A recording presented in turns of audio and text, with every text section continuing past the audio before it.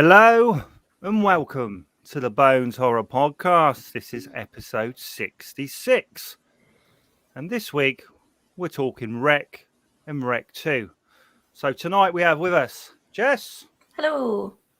Ewan. Hello. And Larry. Hello. And we're using a new system this week. We're going out live, which is a first for us. Hopefully someone watches it, but the podcast will go out as usual. So Wreck, I didn't really write my log line. So I suppose it's about a reporter with her cameraman, and this film's in Spanish. And they go out and spend the night. I think they have a TV show where they go and spend the night with whether it's police or firemen. And anyway, in this case, it's firemen. And they go to a kind of apartment building and get quarantined. I think that's the basics of what's going on in this. Yeah. And it's quite brutal and it's very, very good. So it was made in 2007. It was 78 minutes long. It had a budget of 2 million and a box office of 32 million, which is pretty good going, I think. I don't know where is that worldwide. It must be worldwide, but I wonder where most of that comes from. I don't remember it coming out in the cinemas here. I don't remember. Well, I suppose I would have been young, but they also it was a weird thing in America, right? Because they released Wreck in Spain in 2007, and then somehow, because it did well in Spain, they managed to do an American remake. But they released the remake a week before Wreck. Oh, wow. I didn't know that. Yeah. Which is a really piece of devious distribution there.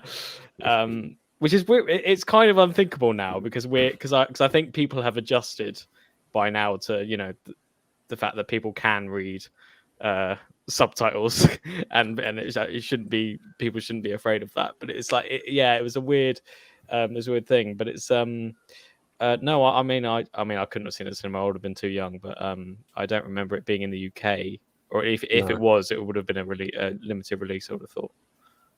Yeah, I don't remember it either. I wonder how it generated its money, although it is in Spanish, I suppose in Mexico and things and places like that. It would have been huge. So this is where I cock up the directors. So I've got Paco Plaza, is it? Or is it Paco Plaza? I don't know. and I've got Balaguero, so I'll probably just trash that as well. Starred Manuela Velasco. That could be right. It could be wrong. I don't know. And she was in Wreck, and she was also in Wreck 2 and 4. Now that's pretty much all I could find, other than she'd been in lots of, it looked like, Spanish soaps. I might be wrong. Again. Rotten Tomatoes, what are we thinking? Just for the first one. Yes. In this, I'd put it personally in like the 70s, but okay. I don't know if it's probably going to be in the 70s, sadly. Yeah, I probably agree. I'll probably say like maybe 77. I'd say 65. Wow. Oh. Rotten's 89. Oh. Okay. The audience was 82, but 89. It's incredible. So this film spawned 3 other wrecks. I've not seen 3 and 4. They are on my list to watch, but that's 1 and 2, obviously. You had the American remakes. There was The Quarantine, starring Jennifer Carpenter from Dexter and other things. And there was Quarantine 2 Terminal, which I've never watched. I'm sure Larry's seen it and loves it and has a view on it. So I haven't seen that, and I must watch it. Is it that bad, Larry? I can see you shaking your head. So yeah, yeah. It's just not on par with like, I mean, Quarantine as a almost an American remake is actually quite well done. Yeah. It's very much is just the exact same film as Wreck. It has some parts that deviate off of it. In fact, some of what was in Quarantine I feel was put into Rec 2. I feel like they watched it and kind of thought, oh, we could put this in because there are certain similarities between those two films. But yeah, no, just the second one's just. It's been a while since I've watched Quarantine. Probably need to watch that again. I can't remember. I remember it being okay. Don't remember it being a bad film, but is it Jennifer Carpenter? I don't remember her being in any terrible films, to be honest. She's always pretty good. Very good actor. I mean, all I remember is I think I watched Quarantine before I watched Rec. I think I watched Quarantine like maybe a year or so after it came out when it was on like Sky or something. And I honestly don't remember all that much from it. But when I watched Rec, I thought that was more memorable. So I don't know if that says anything. But I did the same. I started watching this and then I was like, oh wait, I've seen this before, but not. And then I realised. Yeah. So very similar. We're chat. I think if I say some bits about Rec 2 as well. So that was 2009, same directors, same actor. I think she's in it for a bit, not all the time. 85 minutes. It had a budget of 6 million, which tripled. Box office was 18 million. Not sure why it didn't do as well. And I've got questions about that with the worm and things, Larry, as you probably looking forward to. So Rotten Tomatoes on this one. What do you think? I reckon people didn't like it as much. So I reckon if the first one was 89, I reckon this would be 65, maybe in the 60s. Yeah. You're pretty much there. They're like 68, audience 60. So it drops off a bit. And all I've written about this is that a doctor enters the building for samples of a girl, and I just wrote the worm. So now this film, I'm going to be honest. I watched it a couple of times, and I think I didn't concentrate properly. Certainly on this second time I watched it, I wasn't as switched on. So my apologies. I know you've watched it again, Larry. Jess probably watched it half hour ago.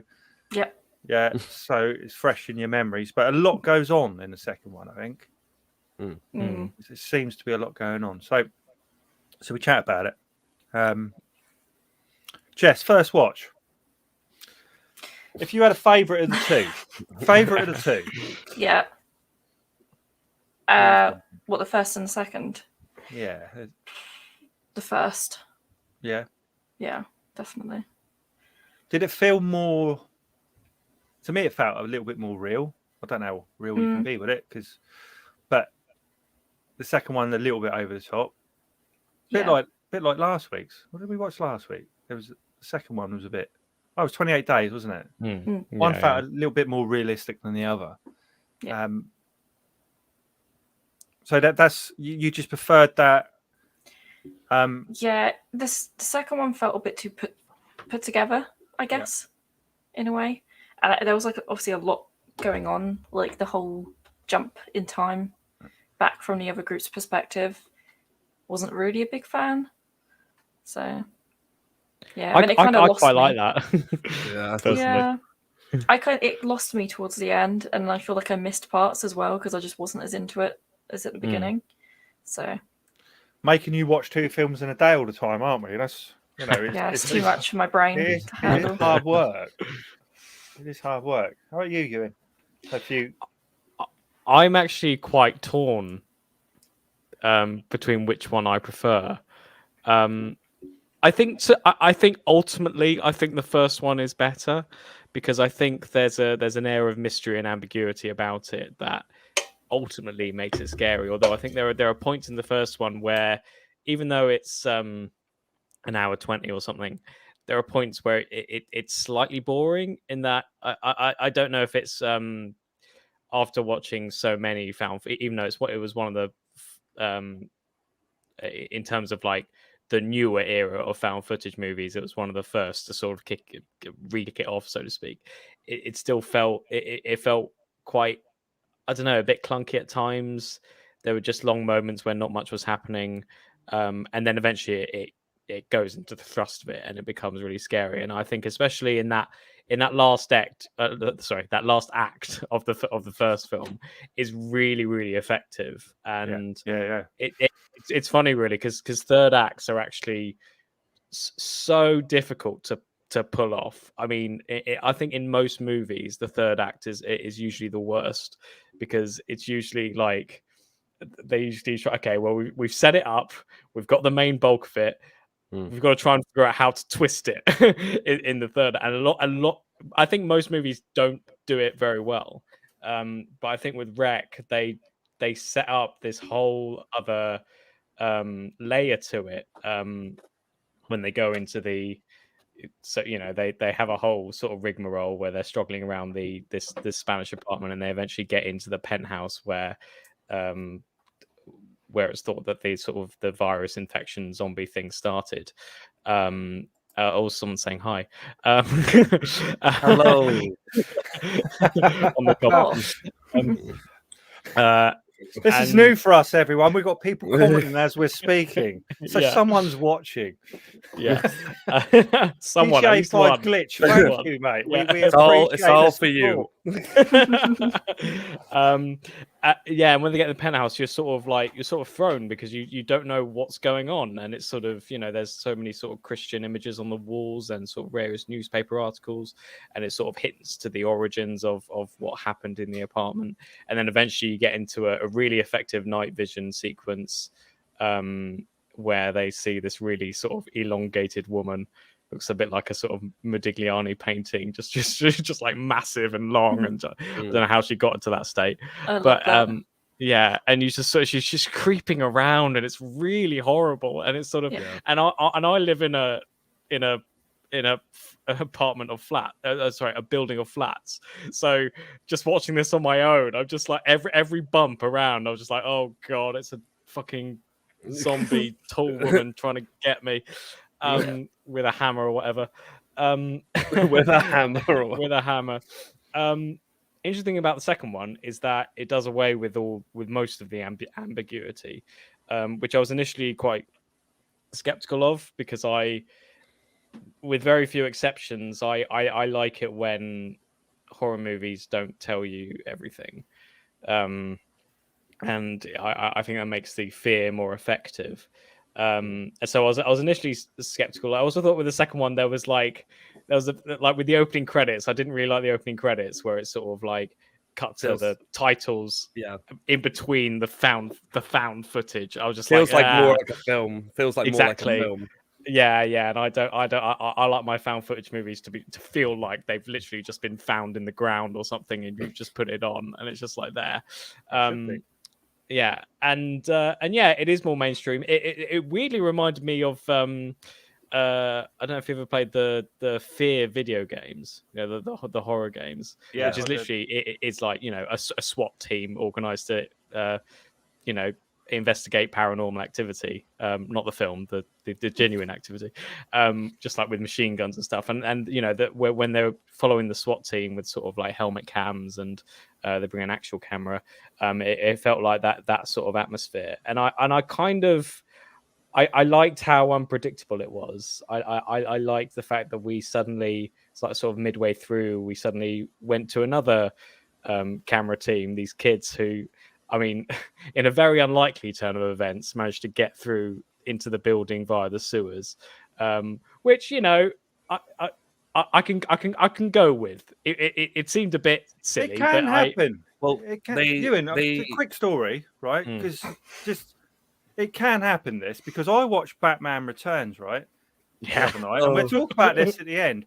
And like they get the baby, and obviously the little penguin baby who eats cats, and they really I haven't seen Batman Returns, right? So okay, they really don't want him, this family, so they put him in his little pram thing, and then they put him in the river, right, in his like pram, and he goes off like Prince of Egypt, right? Yeah, and he goes off down the river into the sewers, and ends up at the zoo being looked after by penguins.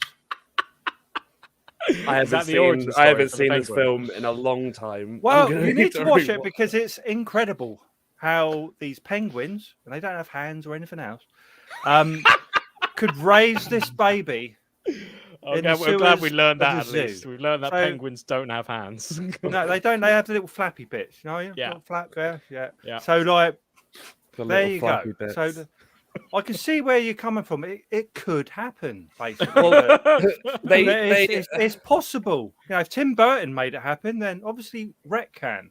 they actually referenced that in the first one. So when the guy's trying to, not Batman, Right. when Tim the Burton. guys no when the guy who lets them all into his apartment, when in the first one when it all goes kind of tits up, Yeah. he says that there is a way to get out through the sewers, because that's why I think I mean, me personally, I love both of these films. Is essentially part one and part two, because everything from the first film is then brought back for the second. So the firefighter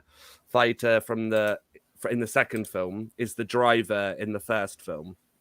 Then they obviously reference like the ways to get in and out, which then gets sealed up. They actually take from Quarantine, they take the shot where the matey tries to open the window to get out and get shot, and they take that and put it into Rec 2, which is quite interesting. But yeah, no, I mean, Rec 1 is kind of like the setup, where it's all ambiguous and the ending kind of goes, okay, what's going on here? And as said, the second one answers all of those questions in quite a straightforward way. So like the girl that they reference at the end of the first one, the old lady shammering about in the attic, is the Medeiros or yeah, or something, yeah. she's the original possessed girl from Rome, who the scientist is basically working on to try and get her blood in order to create a cure. And yeah, so he locks her in the attic, so that, and he puts a kind of, I guess, like a religious saying on the door, so that she can't escape. And then obviously in the second one, and obviously spoilers for people who haven't seen it, but it's revealed that at the end of the first one, she transfers the infection, the possession, over to the main character. And the reason she's not infected is because she's not bitten. She just transfers it straight into her mouth through like what looks like a worm, which is all digital effects. There's no practical in it. That's a good looking worm. I thought that was practical. The blood as well in the second one is a practical effect, where he puts the cross to it. It's magnets which react to the liquid. There's loads of special effects. I would actually recommend if where the extra 4 million went. Well, yeah, it's very good in that the visual effects in the second one, they have digital effects, but they also have practical, which obviously, if anyone who does special effects knows that when you have a camera, as you probably can see now, when you have cameras that are flying all over the show and it's not stabilized, it's a lot trickier to make it convincing. Yeah, it was very, I really enjoy, I think that's kind of what in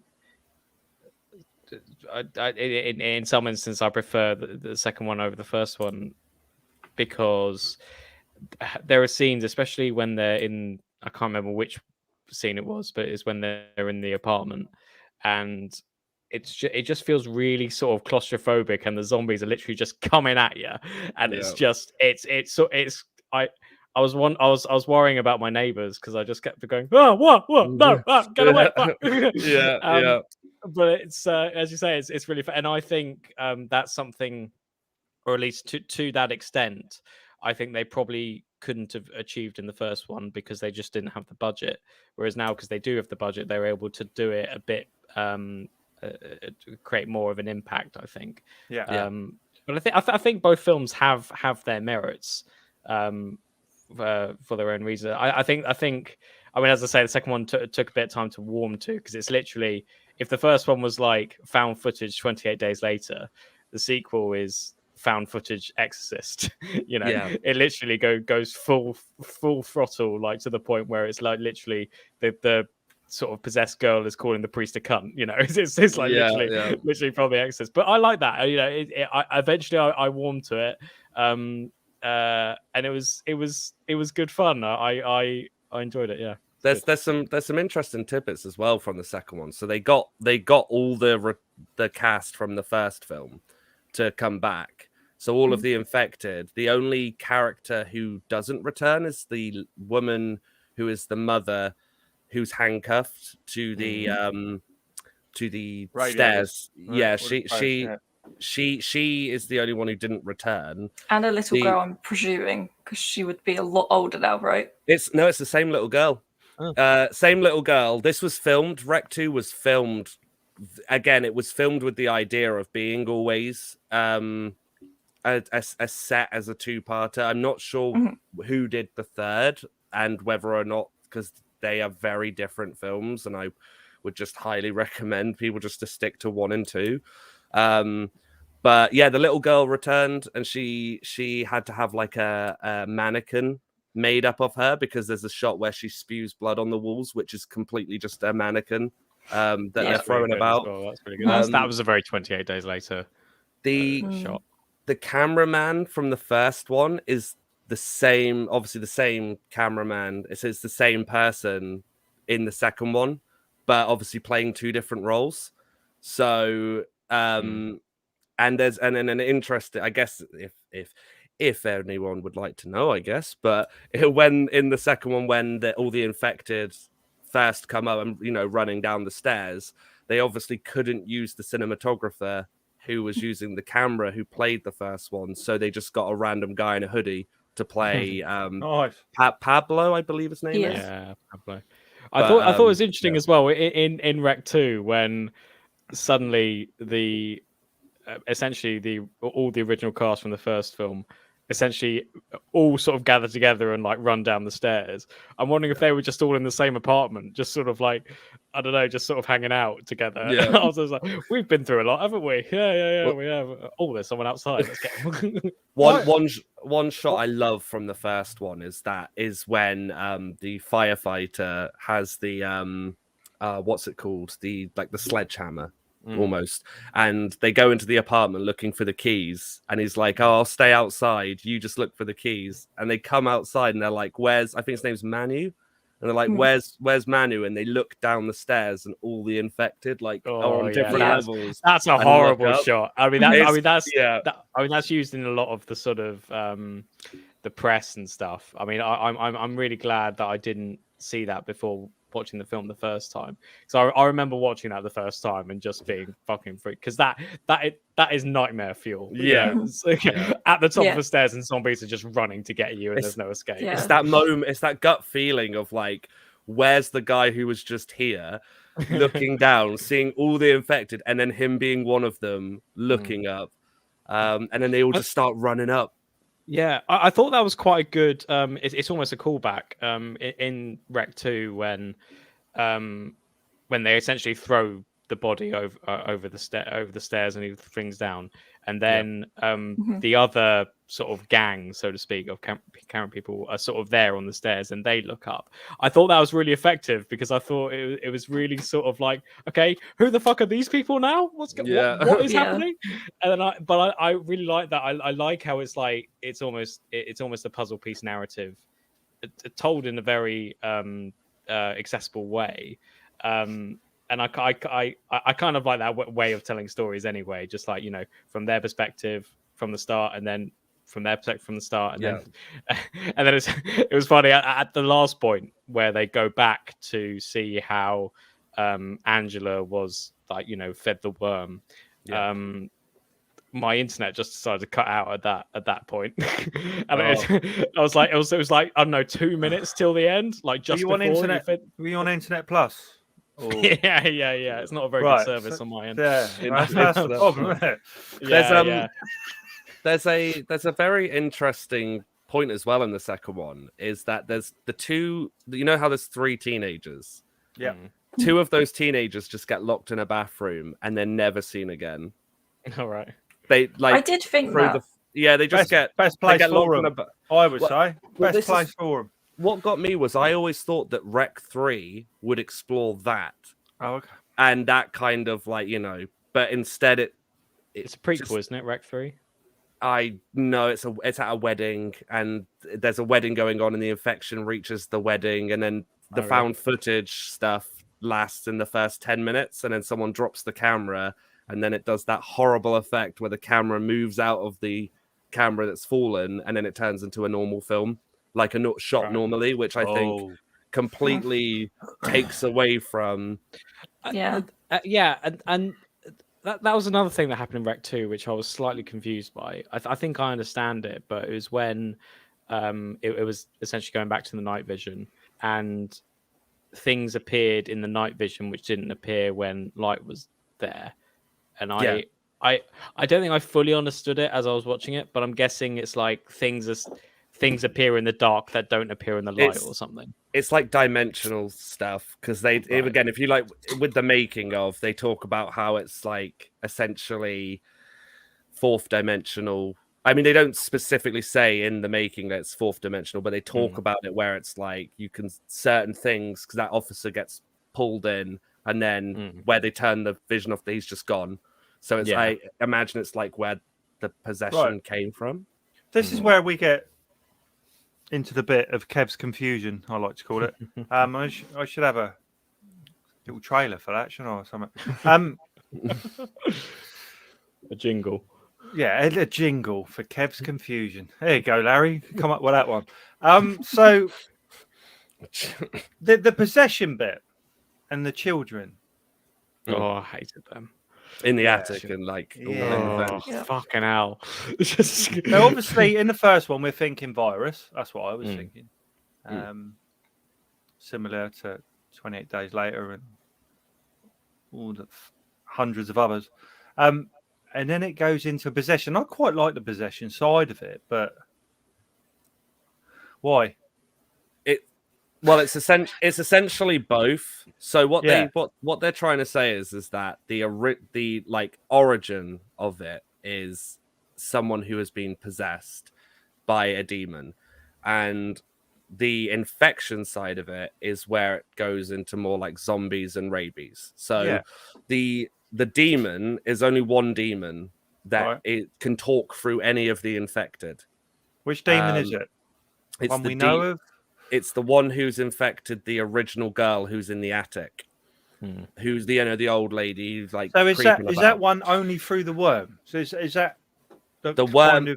The worm is essentially, I guess, the representation of that demon. And then I saw that because worms, those kinds of things are more like parasites, right? So it's like surely this is a parasite rather than a demonic. Yes, it gets confusing, but it's on one of his tapes that he basically explains it that they don't know how the virus is spreading, but then essentially he says in the tapes that the original girl who's possessed, he's locked in the top of penthouse apartment so that he can try and essentially formulate a cure with her blood.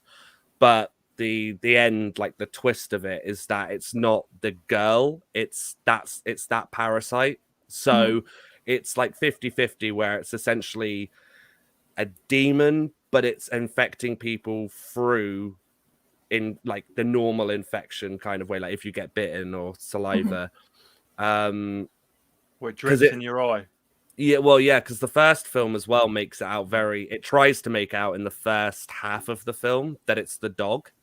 That the dog, and it like had similar things, like similar reaction of like rabies, but then as it goes on and on, all of the people who are infected are the people who first come into contact with the dog, and then as it continues on, like you've got the old lady, who I believe checks the penthouse in the first one, which is why she is similarly infected.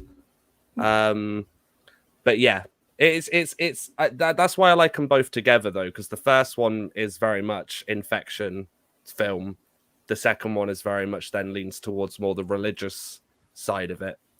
So you kind of, I don't know. I think they work Well, good together. They're amazing films. They're very claustrophobic, and the way they captured that, it's just brilliant. Especially, I like the second one a lot, especially when they're inside the ducks, the air ducts and things, and they get chased by kids and things. And that was found footage, wasn't it?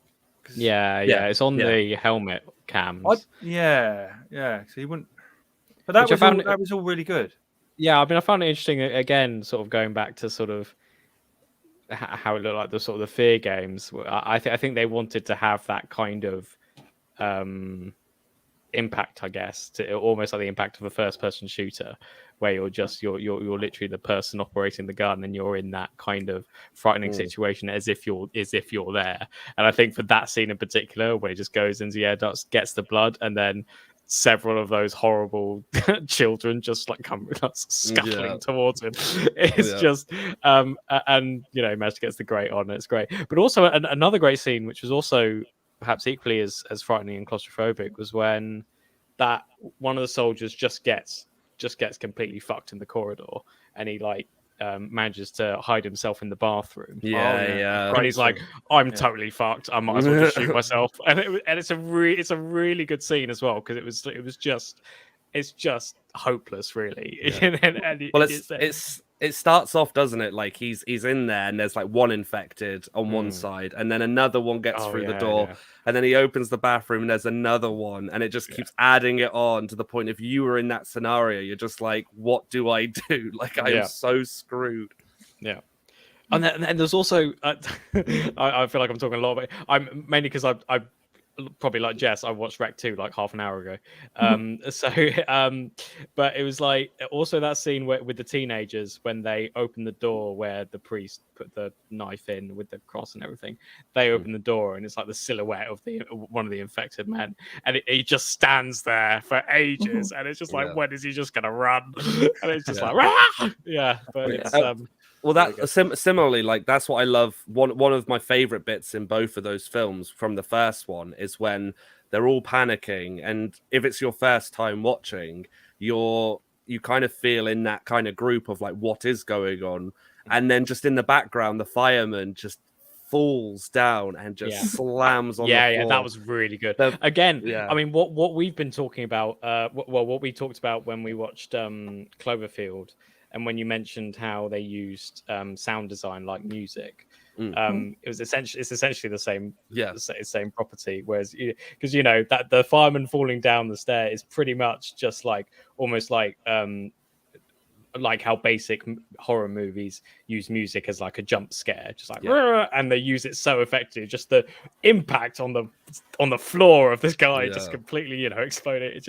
It's brilliant. They do it as well when they let the quarantine matey in the first one, when they have the shot just held on him coming in, they have these like humming sounds coming through which change tone, which are very much almost like in your typical horror where you have like the building up to something. It's just very clever how they put it together, which is why I'm just not a fan of 3 and 4, because they just go totally off the rails with it. Whereas I do think Quarantine did a very good job of going, well, how do we adapt this? But all I would say to people is watch Rec. It's, just like it is the same film. I mean, it ends, in fact, the exact same way. There's literally no I mean, they add certain bits in there, but it's very much the same film. I also wonder, I mean, it's, as a reason to watch it, there's many reasons to watch it, but it's also I feel like it might have been the first film of that sort of late found footage era that lasted for a few years afterwards, because it's really weird that might be really boring, but I looked on sort of IMDb at all the release dates and everything, and I think it initially was that Rec was released in 2007 for film festivals and for Spain. It was eventually released in 2008 in America. But by then, when it was released in 2008, Cloverfield had come out. And then Paranormal Activity also released in film festivals in 2007, but that didn't come out until 2009. So it's a really weird grouping there. But I feel like Rec, I think along with there was another film called The Poughkeepsie Tapes, which I haven't seen. Which is worth a watch. I have seen it a few times. It does pop up on YouTube from time to time. And I That's think quite brutal, though. I think the people who made that also made Quarantine. I'm not entirely sure about that, but I think they were sort of enlisted. I don't think you should watch it, Jess. To be honest, No? Poughkeepsie Tapes. No. Okay. Very ominous. Do not watch the tapes. Yeah, but it's interesting how I mean I feel weirdly old when this comes up because it's like oh, I remember the days when every horror film was a found footage movie because it's like it sort of tailed off sort of in the early 2010s. I think the sort of found footage fad. It kind of but I reckon.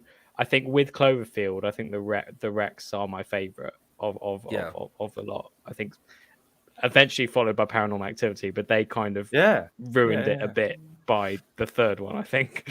And then it's sort of I think I had no idea about this, but the latest Paranormal Activity I think came out last year. It's meant to be very good. I've not seen it. I own there's how many is there? I've got them here. 1, 2, 3. So there's 6 Paranormal Activities. That I own, and I know there's definitely a 7th that's come out recently. It's meant to be okay, I think, but I've not seen it come up anywhere. I don't know if it's on Internet Plus. Probably worth a look.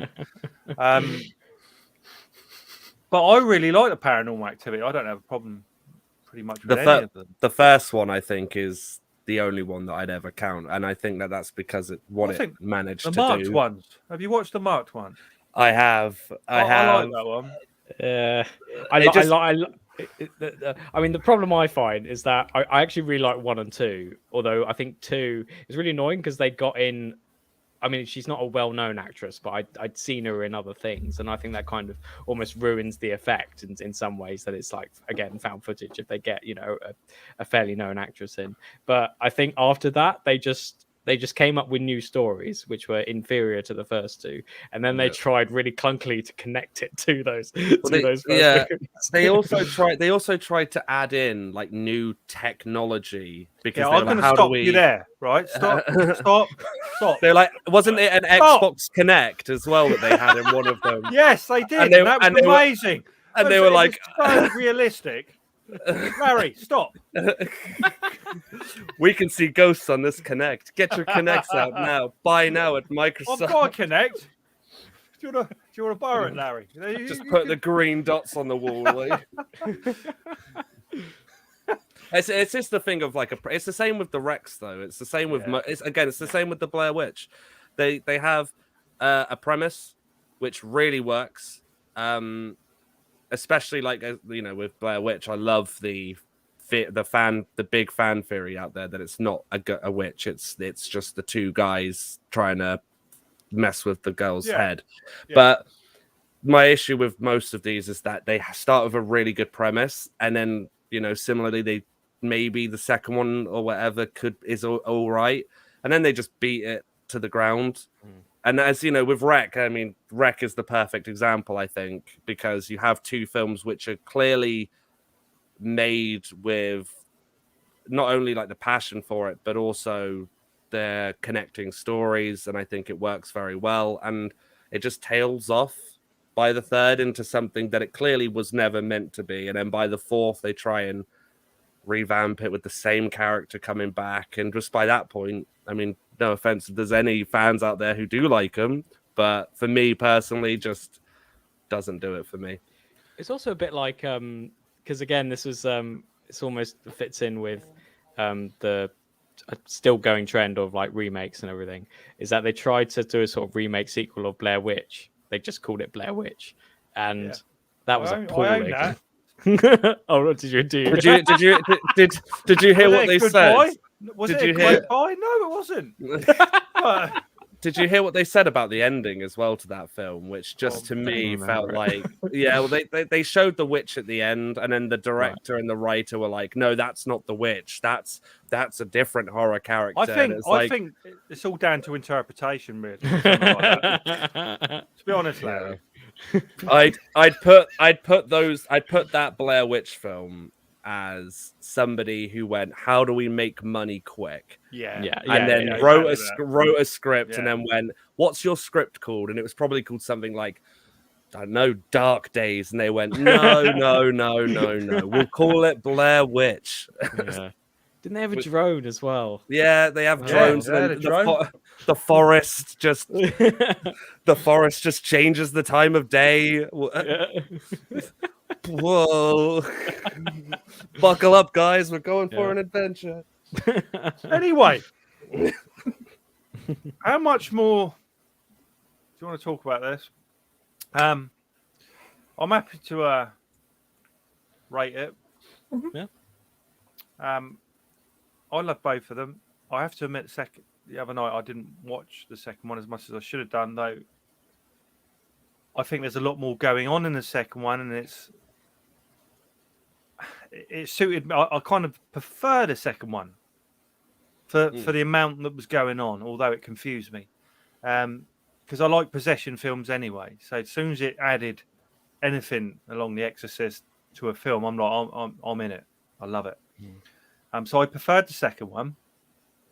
Obviously, there is no second one without the first one. But for me, I'm going to give them both 8s. Okay. I just think they're perfect to watch one after the other. I think there's a lot of fun. I think my son was watching one of them, but it got quite brutal. So we didn't watch the end of the second one. But yeah, it's something I own them. So I'll be rewatching them every year or two. So for me, 8. Jess? And this is new to you. This is fresh in your memory as a new watch. The first one, probably an 8. I mean, it's my favorite genre. Like any kind of found footage horror is my thing. I love it. But the second one didn't feel quite as authentic to me, I guess. So probably like a 6. Okay, yeah. Cool. You? I think I might do the same as you, Kev. I think I'll give them both 8s. Although in my mind, I think Rec 2 might. I think I might have preferred Rec 2, just because I feel like I was more engaged with it. I was more surprised, and even the sort of I even liked all the really batshit stuff, which sometimes I'm sort of a bit skeptical about, but I feel like it worked within its own context, and you could see they were so sort of once they decided clearly when they decided when that okay, this is going to be a possession movie, we're not going to do Pandemic or whatever, it's just going to be a possession movie. They really went like full throttle into it, and I quite enjoyed that, despite all like the some of the sillier aspects. I enjoyed it. So yeah, for now I'll say both of them are an 8. Excellent. This is tricky. I've just worked out who's commenting on our podcast at the moment. Jess's brother. Mm-hmm. I figured. I did think that from the start. I didn't, because his username is normally, and don't laugh, I know you're going to, his username is Pongo McFury. Right? Pongo McFury. So yeah, there he is. Say hi, Pongo.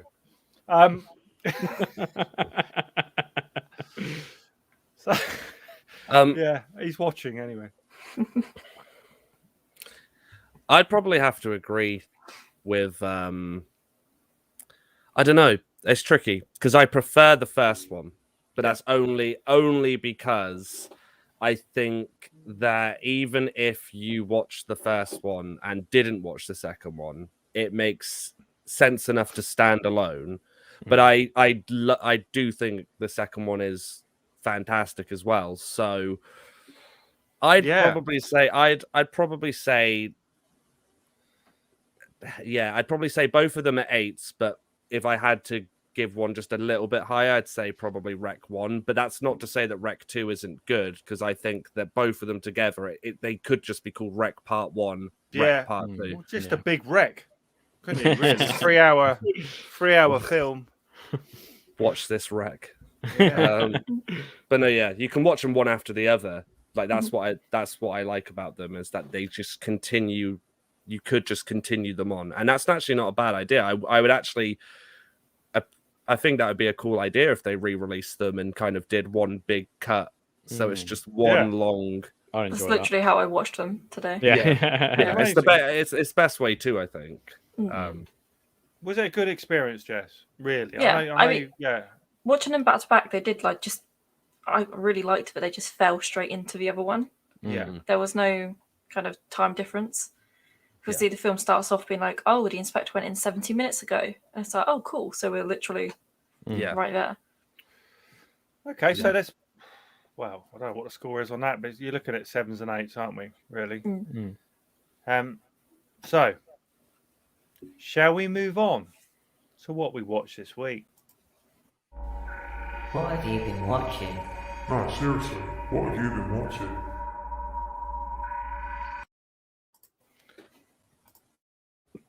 There you go.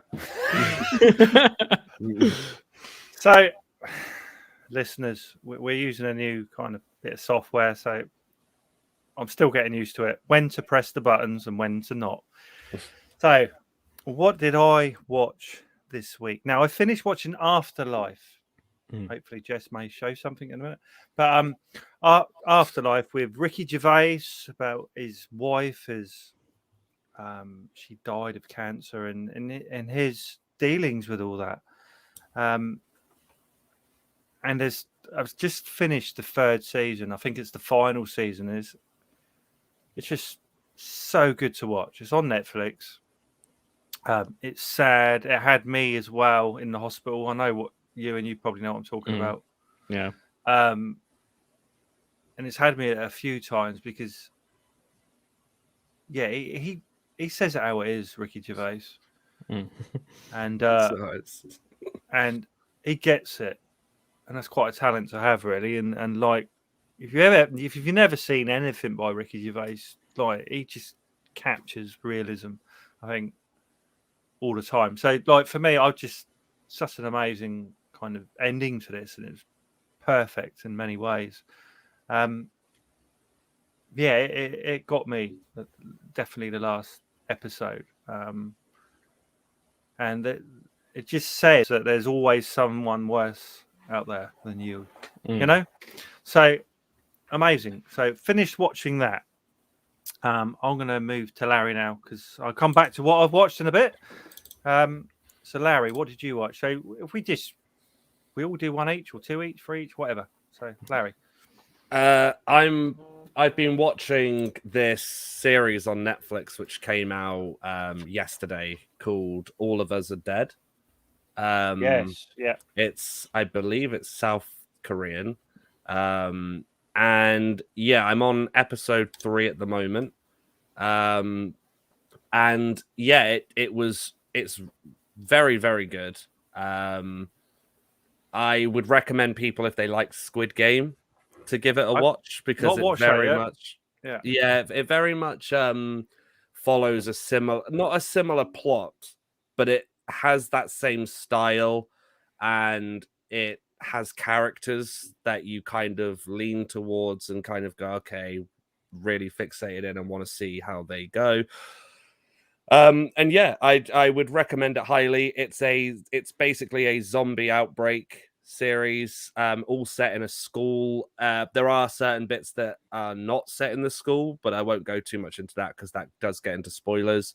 But yeah, it's really good, and the practical effects, the CGI are really good, the acting's really good, and yeah, I would highly recommend it. It also has a different take as well on the infection, which is good. Yeah, I mean, it's also, I've watched the first episode of it, and I was actually quite surprised in some ways because it's not, they don't go in with the zombies. I think it takes about 40 minutes in the first episode for the zombies to be really introduced, and they build it up really, really nicely. And I was actually surprised at how shocking some of the scenes were. I mean, in a good way. It was sort of, I mean, I suppose this won't be a spoiler because it's in the first 10 minutes, but the first scene is you know, a boy being beaten up on a rooftop by like 5 bullies, and it's horrific. It was just one of those. It was really sort of just. It reminded me a bit of the opening of It Chapter 2. Which is just like, it's almost like real life horror that sort of counterbalances like the fantastical horror. So I thought I really enjoyed that. I thought it was good. The episode I'm on at the moment, and especially just like looking at, seeing bits that I've already seen and seeing bits that I haven't yet. But there's in episode 3 there was something, I won't go into it and spoil it, but there was something that happened that just had me like making actual fists just going, "Oh, you bugger." So and then literally mine's quite simple this week. I rewatched a film that I had mentioned last week called Feast. The first time I watched it, Hey, hang on a minute. I'm on my new system here. We're all doing one at a time, Larry. Do you know what I mean? One at a time, Larry. That gives Jess time. That gives Jess time. I was on it. You up? Right? I was there. I was gonna say it was already on. You know what I mean? Well, you carry on then. But I was Too trying good. to just do one each, and then Jess is, we can give her a bit of time to. Jess, was it what up? she needs to. Yeah, it was up. It was ready to go. It was ready. Carry on then. Put that. I feel that there was a break there for no reason. Anyway, this is what I got my degree for, right? Very proud of you. Anyway, just to introduce Larry. Come on. No, I will take a break. No, so I rewatched Feast. Here we go. I watched it. Hang on. Here we go. There it is. Listeners, you need to watch the YouTube version. I was going to say that probably made no sense for the listeners. No. Just like, So, where was I? That's kind of put me off track now. So I rewatched Feast. The first time I watched it, I'd seen it quite a bit ago, and then I watched it, and the quality of it wasn't that good the most recent time I watched it, but I rewatched it again, and I actually think it's one of those horrors that I think if you just want a good horror film to put on, and it kind of knows exactly what it is, and it's over the top, it's a bit silly, but it just has, I think it's a charming horror film because you can put it on and it, like I said, it knows exactly what it is, but it's really entertaining as well. And shout out to obviously the practical effects and everything that they do in it, because it's very gory. It's like, again, this is not a spoiler, but the monsters in it are monsters in the film are very much based on like alpha predators who want to basically like kill and have sex. And what channel is this on, Harry? I'm pretty sure it is on some streaming services actually. Internet Plus. I presume they have it. Internet Plus will have it. But yeah, you can. I'm pretty sure you can find it. And then also, like, obviously, you can find it in most places very cheap because it's a very. I'm going to watch that. That looks really good, and it's got Matt Damon involved in it. Yeah. Mm. And Wes Craven, I thought I saw there. Yes. So he produced. He was one of the producers with Ben Affleck and Matt Damon, and there was another person, but I cannot remember. His name or her name. Okay. Ewan. Well, it's funny, right? Because I worked a lot last week, so I had like a day off this week, and I decided to get some games which I missed out on when they came around the first time. Yeah. And I bought Life is Strange. which was I think initially released on the PS4 in 2015. I think I'd always heard stuff about it. It was always sort of in the sort of PlayStation Store ether, and I just didn't ever pay attention to it. And I finally decided to get it. I think there's a remastered version coming out soon. So I thought, okay, because it's released episodically, the first episode is free. So I'll try it out. I'll try that first episode. And oh my God, I really enjoyed it to the point where I couldn't wait for the remastered version to come out. I had to just get all the episodes now and just play it because I was just so sort of it's one of those things where it's like with any teen drama, you get a sort of a certain level of nostalgia, but with this it was like so much like sort of flooding back of like being a teenager, or at least being an 18-year-old, not least because it has a character who's 18 years old in 2013, which is I think when I was 18 years old. So it was sort of like that weird connective tissue. It's just like for those who don't know, it's basically following an 18-year-old photography student who goes to this American academy. It's very sort of Americana. There's like diners and it's like almost a high school environment and stuff like that. And she discovers that she can essentially rewind through time. But it's interesting because I didn't know that aspect of it at all. I just sort of went in completely sort of blank. And I like the fact that it doesn't, the superpower, even though it becomes more significant, it is almost incidental to everything else that's happening around her, in that it's very much about, I mean, there is like a missing person involved, and teenagers trying to find out what happened to her and stuff like that, but it's very much about sort of being 18. And it's really weird to think about, since like, you know, being 18 was like, I don't know, 8 years ago for me, but it was like just like the thought she has, it's like slightly pretentious, slightly arrogant, slightly overconfident, but really sort of artistic in that weird way. And you sort of like, oh yeah, I remember being like that. You know, we just go. I don't know if Lawrence and Jess might relate to this, but it's sort of like when you're just like walking down the street and you like look at something, it's like, oh yeah, that'd be a good shot in a movie. And it's sort of like that kind of atmosphere that is like in Life is Strange. And I was like, it was really sort of really affecting us. So I played that all day on Tuesday, and I played it all day today as well. The only thing I don't like about that, the only thing because I played through that when it came out, and I think it's great.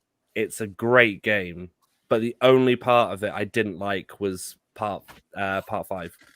Oh well, because... I haven't got to that point yet, so I will not say a thing. I've just finished part 3, but yeah, I mean, it's not without its faults. I mean, there are certain sort of story things which don't necessarily make sense, and it's funny playing it because I inevitably got the PS4 version.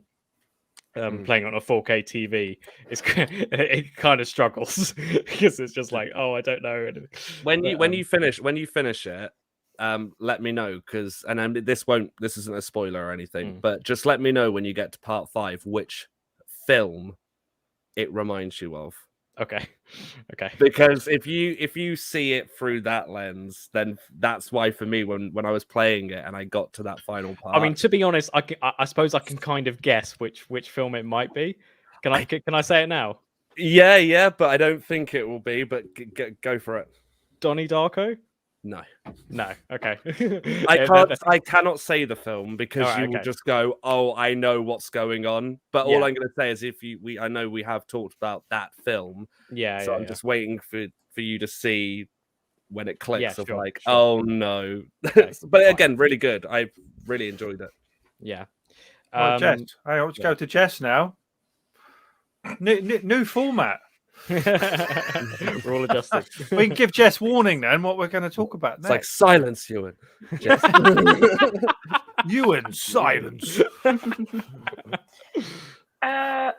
Honestly, again, I've been rubbish. I haven't really watched anything. Jess has watched this week Wreck 2. And Wreck 2. And then I also did watch the first 3 episodes of Afterlife, the first season. Nice. First season. Yeah. So I hadn't seen it before, and then I've seen everyone going on about it. Is that the one with the school? Quite a famous scene. Oh yeah, that one. Yeah, that one. Yeah, that was great. Right. The last episode I watched, or maybe I watched more than 3. It ended with I guess it must be the big thing of the first season, where it ends and you're like, oh god, what just happened? So yeah, I'm gonna watch the next episode at some point. But They're lovely, though, aren't they? yeah, They are great. it's great. Yeah. I really like it. I mean, every episode has had me nearly in tears. So yeah. It's quite exhausting after a while. yeah, but it's very good. But yeah, other than that, nothing. So I'll go to Batman then. Yeah. So my children hadn't seen Batman Returns. They've seen the first one. They'd never seen, with Danny DeVito playing the Penguin, and who else is in it? Christopher Walken's in it. So there are some big actors. Michelle Pfeiffer plays Catwoman. But it's just a lot of fun. I think it's a really good movie. Is this Michael Keaton as Batman? Yeah, Michael Keaton is Batman. So Oh, look at the penguins. yeah, so we discussed this briefly at the beginning with the whole traveling down the sewers and being raised by penguins. It's a great film. It's a lot of fun. Don't take it seriously. The music's great. It's Tim Burton. You know what you're getting. I hadn't watched this for about 20 years. It's been that long, at least 20 years. And I owned it because one day I wanted to sit there with the kids and watch it. And Alex has pretty much watched most of it. Then he disappeared to the toilet and never came back. So he's still got about half hour to go. So I can highly recommend Batman Returns. It's not horror, but it's a lot of fun. So there you go. Larry.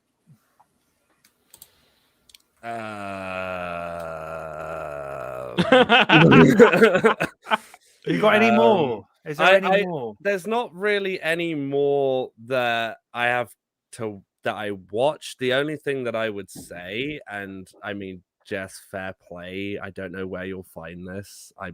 But the only thing I would have to add is that it's not really something I've watched, but something that planning in. But we're doing some reshoots for The Lock this year before it actually goes up for everyone to watch, which will be quite interesting. That's going on Prime, wasn't it? This is yeah, hopefully so. All on Prime. Nice. And then so the idea will be to do some of that, and then after that, it's so I kind of say after, but it'll be towards at the same time. I will eventually get round to sending that script to everybody, and then we'll crack on with that. Which will and maybe the other one that we've been waiting for the second draft of the script. Yeah. Oh no, God. Yeah, no. So frightened then. Yeah, no. I was literally like, huh? No. Yeah. That's souvenir. Yes. Yep. Yes. That one. In all honesty, that one I took a step back from only because with some of the projects that we've discussed and talked about, and obviously that we want to kind of put out there first, hoping that there can be a bit more of a budget, which is always beneficial with any short film or feature film. But yeah, there's quite a lot of scripts. I'm very slow when it comes to writing. I'm very slow. I really empathize with that, honestly. to the point where I think I do this thing where, and I need to stop doing it, where I set a date in my head and go, yep, it's coming. And then I get to that date and go, it ain't coming. Yeah. They ain't coming yet. But no, they will all be soon. And what's good is that it gives a kind of plethora of projects to kind of delve into, and then whichever ones, I know that Jess obviously talked with you about like directing some, and then Ewan being the A-list actor that he is, coming back for for all of them. I mean, we've got got a Our seat audience to- have no idea, and they shouldn't. They shouldn't be exposed to my acting talents. Oh, they're I great. can't wait So- to see it. Mm. Yeah, someone stumbled upon, and this is genuinely not a joke. Someone stumbled upon the animation that we did in uni, and Oh, my God. God, I was sent it, and I was like, "Don't." I was like, "Please, for the love of God, don't." So yeah, that's it from me. I mean, my week's it's been a bit quiet with watching stuff, just mainly the Rex and this series. Cool. You in?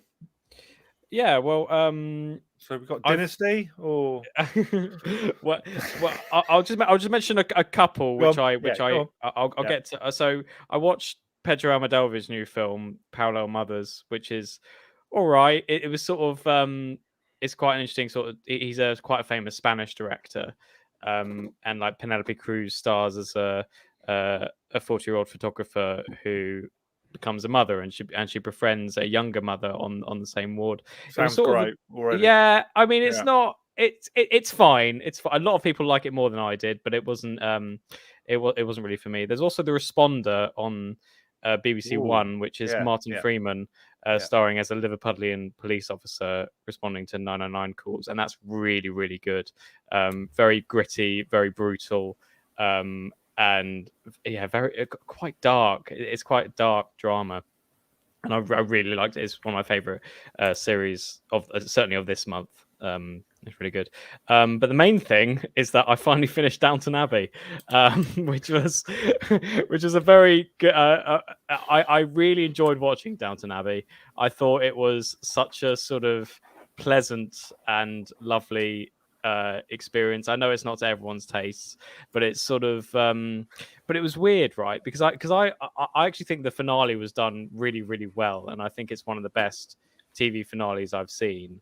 Because with TV finales, especially of like popular series, it can often go haywire, and it can be sort of like things aren't tied up or things aren't that satisfying at the end. But I think with Downton Abbey, they really tie up everything, and I think it's a really satisfying finale. Interestingly, with the film, it's really weird. They sort of try and they've done this with sort of TV drama, British TV dramas in the past when they go to make their own film. Is that they try so hard to make it cinematic, and it was really weird with this one because Downton Abbey, the motion picture, it's called. Well, it's shot in a really wide lens, like it's something that the aspect ratio is like 2:3:9 or whatever, and I mean, the series wasn't like that. The series was very sort of conventional and close and interesting. Whereas with the really wide angle lens, you're like really sort of like far away from like the over shoulder shots. They're just like you're not close to the characters at all. And I think that's like it's almost. I think it was like an American distributor as well. I think they wanted a kind of make everything grander and more sort of.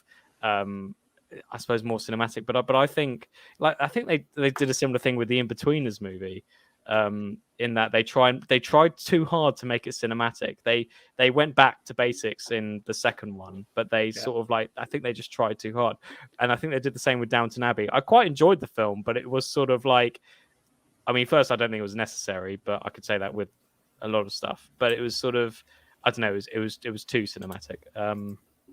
But no, I enjoyed it. It was good. That's about it. Okay. So I think that's pretty much. I watched Trailer Park Boys Series 12, which I'm hearing off at the end, which is just ridiculous, loads of fun. I think it's the last time you see Leahy in it. It's so good. I have to say, they come up with this. They start making their own beer, and then all the beer gets shot up.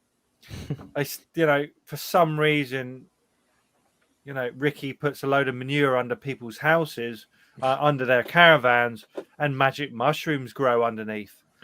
And so then he sells all the magic mushrooms, and it's just madness. The whole thing. And When it's just did so this one much come? fun. When did this one come out? Sorry, A this year or season? two ago, a couple of years Okay. maybe. It's the last one. It's just so good. The whole series. I can't. Ricky, as you can see there, starts his own business doing home repairs and things, and it doesn't go too well. And he has a new girlfriend, and that doesn't go too well either.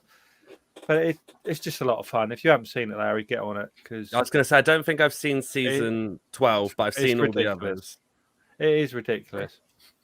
As you can see, listeners, you won't be able to, but it's a lot of fun. So that's brilliant. And that's pretty much. I didn't watch any real horror this week. It's been a bit of a funny week. Been reading a lot, but haven't really watched much horror. So yeah, that was pretty much it. So next week, now me and Larry had a chat earlier, and we thought because Scream 5's out, or Scream, whatever it's called, and maybe we could do the Scream films. Now I'm happy if we all did one each. So one of us does one of us does two. Controversial, no? But potentially all four of us could be watching a different film. Or would you like to watch all four, Jess, in one day? It's entirely up to you. I don't think I've even seen any of them. Okay, so I think you should watch probably the first one then. Yeah, probably. We'll give you 3. I'll take one. I'll take one for the team and do 3. All right. I'll do 4. I'm jumping. I'll do on 2, 4. and I quite enjoy 2, so I'm alright with that. Yeah, so I hate 3, so I'm doing 3. I was surprised you said 3. I was surprised. Yeah, I don't want to, but like it's. Wow, why not? I might get something from it this time. Number 3. So next week we'll do Scream 1, 2, 3, and 4, and yeah, we can try and explain to you, Jess, what happens in 2, 3, and 4. Yeah. We're gonna paint the picture for you. Brilliant. Yeah. Hopefully this has gone all right. If you're watching on YouTube. We're going to try and do this all the time now. It's a lot of fun anyway, and it seems to work better. And we'll be back next week with our episode 67, Scream 1, 2, 3, and 4. This is where I'll cock this up now as well. Yeah. So, see you later. Bye. Bye.